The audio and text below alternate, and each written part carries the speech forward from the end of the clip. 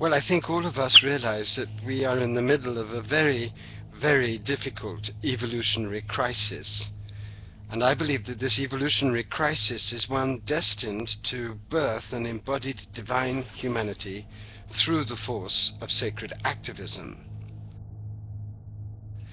Sacred activism I define as the marriage of the two noblest fires of the human soul, the fire of the mystic's passion for God with the fire of the activist's passion for justice. When these two fires marry and fuse, a third fire, the fire of love and wisdom in radical action, is born.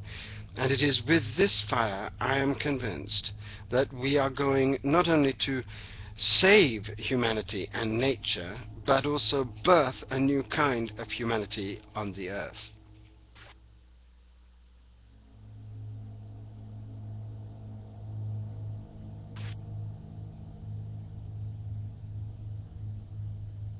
The course that I have prepared is one that will introduce these visions and ideas to people through the medium of very extraordinary people who are living lives of sacred activism. And in the course of very passionate and invigorating conversations with these people, all of whom are close personal friends, I feel that people will be initiated into three related things. First of all, the immensity and intensity of the vision of sacred activism and how galvanizing and all-transforming it is and could be if millions of us put it into practice.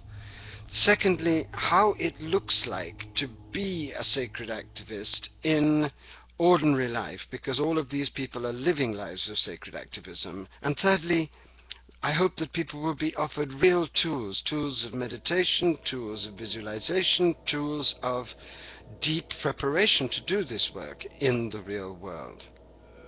The people I've selected are people who combine a deep commitment to their own realization, their own divine realization, with a profound commitment to acting justly and compassionately in the world.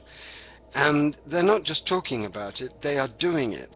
Carolyn and I are very, very close friends and talk constantly both about the gathering tragedy of the world crisis and the potential solutions to it.